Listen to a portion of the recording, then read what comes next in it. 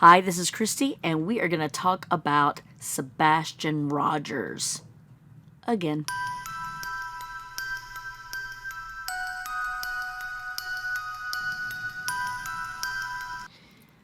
I don't know if any of y'all watched the podcast last night. It was, I believe, in the interview room with Chris McDonough, and he was interviewing Steve Johnson, who's a statement analyst. I'm loving these analysts. I'm absolutely loving them because they've got so much insight, and I love this guy because he's saying everything that I have been thinking. Oh, I just feel like I'm so validated in everything that I've been saying. All right, but to start out, let's just say in the United States, an average of 2,300 missing children per day are reported in the United States. That's about 840,000 kids a year go missing. The FBI, National Crime Information Center, received 359,094 reports of missing kids in 2022. And as of December 31st of 2022, 97,127 of those reports were still active. That's frightening. And I've looked at the stats for Middle Tennessee in general, but Middle Tennessee, it's alarming how many people go missing and how many children specifically go missing here. It's just heartbreaking. Now, with the Sebastian case, I just feel like we're going so many different directions. We need to go back to square one.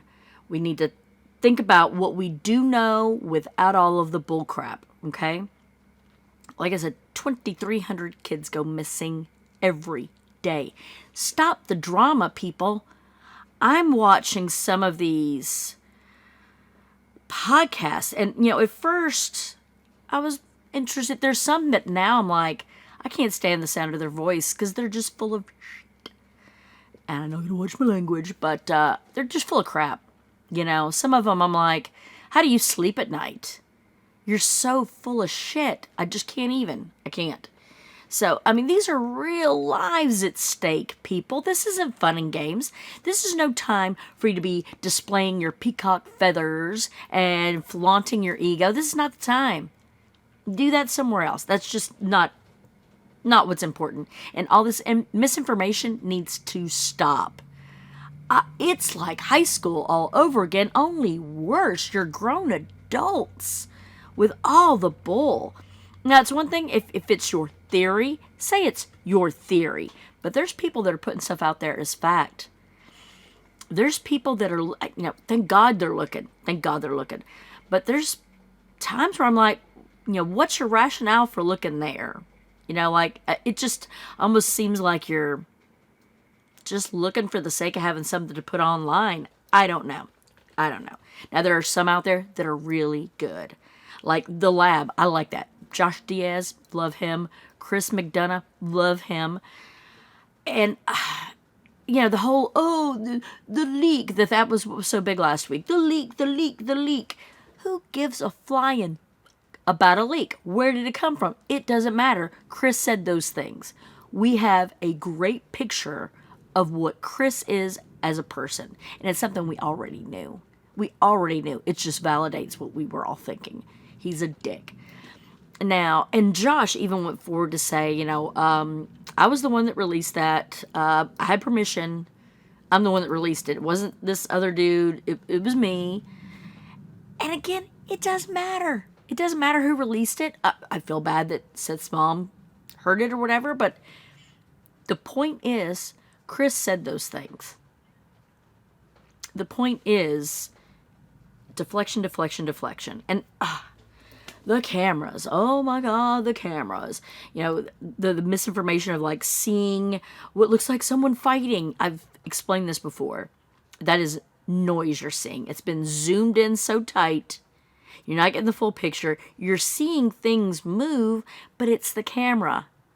Your mind is being tricked into seeing things you're not really seeing. It's called noise. Ignore that. You're not seeing people fighting. You're not seeing someone carrying somebody off. Your mind is wanting to see that because you're looking for it, but it's not really happening. And Katie had mentioned, well, it was so dark. It was just so dark there. I don't know what kind of cameras these people have on their doors. I mean, you've seen that neighborhood. It's pretty nice neighborhood. And I've seen people with just really crappy cameras ring bells, whatever brand. You can see almost better at night than you can in the day. So I'm not buying the bull that these infrared cameras aren't picking up anything that's going on, even though it's completely black outside. I'm not buying it. There's something out there, or he didn't walk out the door. That's your only two things. Either everyone doesn't have a camera, or he didn't walk out that door. And I get why you're saying it. All the other doors were locked. This is the only reason. I'm going to give you the benefit of the doubt. Just because you could possibly be telling the truth. And here's the thing that's the oddest, and I think everybody's got to be thinking it. You work for Brinks, and you're telling me you didn't have cameras everywhere? Oh, shit. Oh, sorry, allergy season. Dude, we were born at night, but it wasn't last night, all right? You work for Brinks. I know you had to get a fat discount on all that stuff. I know you can install very quickly. I bet you can also uninstall very quickly. So to say that you didn't have cameras or that it was too dark, I'm not buying it. I'm not buying it. And like I said, going back to that interview last night with Steve Johnson, that statement analysts, I just love it because he's saying everything that I have been thinking. Everything I've been saying since day one. The using the negative statements, the using past tense and a lot of stuff. Just saying things like, nothing malice, or, we didn't even have a fight, or, he was behaving. And in the South, we call those backhanded compliments. They sound like compliments, but they really aren't. It's just terrible. And like I said, we got to get to what we do know. What facts do we absolutely know? We know they were at Texas Roadhouse around 6 p.m. Ever how long it took for them to eat and leave. There's only really two ways they could have gone home. And I've driven both those ways. And there's just not really somewhere you could easily dump a body because there's a lot of traffic. Even if it was dark like it was, there's a lot of traffic. You know where there's not a lot of traffic? 2 streets down from where she lives, which I've been screaming from the top of my lungs that they need to search if they haven't already. I'm just saying. I'm going to try to call TBI myself and give a tip and see. 3-hour conversation. These are people, and they're, she's in her 30s, he's in his 40s. Who do you have a 3-hour conversation with? I mean, some married people will say, me and my husband do it all the time. Well, you're rare, because only 15-year-old girls have 3-hour conversations. Or if you're dating someone that you've met online and you're, so in love and you're getting to know each other. Okay, maybe that. That's telling to me 3 hours, because like I've said, that's the amount of time it takes to get from Memphis to Nashville, especially if you're in a hurry. Like your wife's calling you up going like, oh my God, I can't believe this has happened. Again, hypothetically. Now, the thump. Around 10 o'clock, she hears a thump. Is that a guilty conscience? Replaying what had happened in the night? Maybe she, quit talking back, boom, hits his head, thump. And we already know he's got some liquid on the brain, I believe is one of the conditions he has. And here's a thump. If you've ever read the story Telltale Hearts, is she hearing thumps all the time now? That's why I love Steve Johnson pointed this out.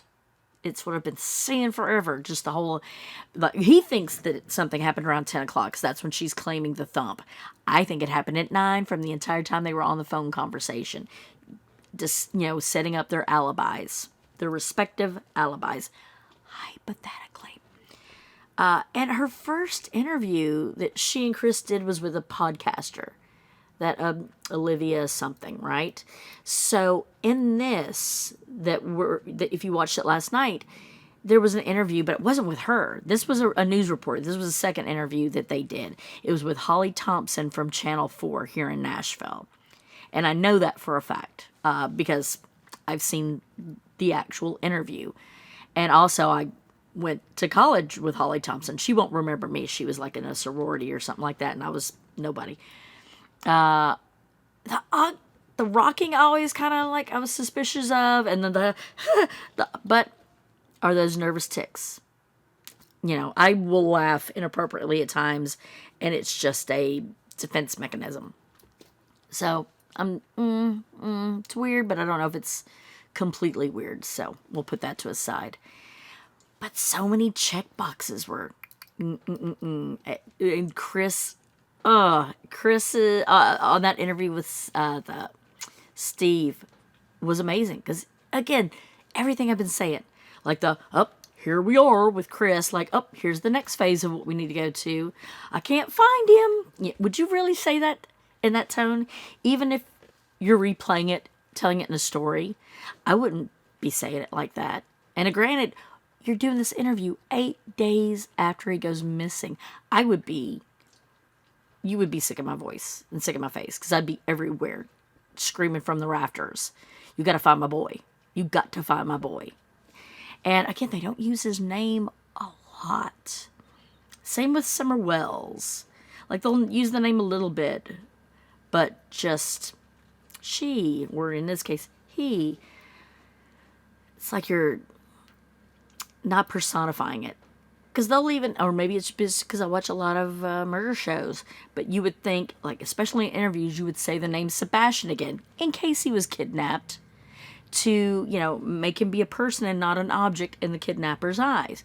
But they're not really doing that. They're not saying his name full out. We can't find him. I'd be like, oh my God. If I'm even retelling the story a year later, I'd be like, oh my God, Chris, I can't find Sebastian. I wouldn't be like, oh, hey, Chris, I can't find him. You would not say it like that. Even in a replay. Even if it was years later, you wouldn't say it like that. It's February. It's cold. This has been one of the coldest winters we've had. January was really bad. But even February, I wouldn't be walking out barefooted or without my jacket.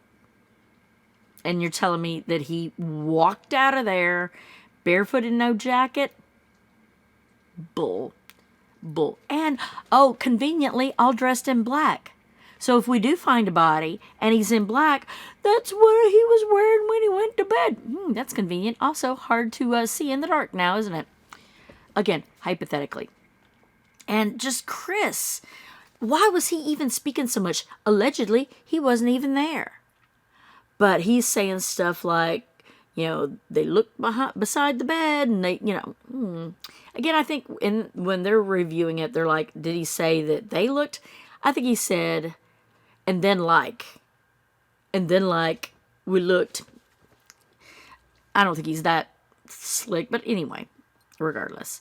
But talking about the police, the cars were lined up down the road. How do you know? You weren't there, allegedly. Like, I'm dying to know what time he supposedly does show up. I'm sure they've said it somewhere and I can't find it. But where he actually shows up on the scene. Because according to what I've heard him say out of his own mouth, Chris has said, and I think Seth has said it too, that he calls up Seth when Seth's getting off of work, whatever time that is, saying, don't get upset, Sebastian's missing. When would you tell someone that their kid's missing, don't get upset? I'm definitely going to get upset. And don't tell me not to get upset. You can say, like, hey, just sit down, I got something heavy to tell you. But don't say, don't get upset. It's crazy talk. And again, I think if it was going to happen, I definitely, like Steve, thinks it happened that night. And I think it happened once they got home. I think it happened at 9. He thinks it happened at 10. And everything it's like everything she says is almost like the opposite of what probably did happen. Like, oh, it was like a normal day. We had a good day. I don't think it was a normal day. I think it was a super special day. Oh, he behaved? Or did he? He actually went to bed. Or did he? We didn't even fight. Or did you? These are just my thoughts right now. And again, that was a really good interview. It was last night. So it would have been Sunday night. Look that up, the interview room. I like those guys a lot too. And again, they're professionals. The behavior panel, I like them a lot. You know, just the body language and they do statement analysis too. And I just love it. Some of these other people that call themselves investigative reporters, dude, stop. Just stop. I mean, you got your following, that's great, but it's like the difference in having, you know, like Dateline versus Jerry Springer. I think I'd rather listen to Dateline, but that's just me. Well, thank you so much for watching this. If you enjoyed what you saw, please click on the like and subscribe button. It would really help me out a lot. Give it a thumbs up, and thank you so much. Come back and check me out again.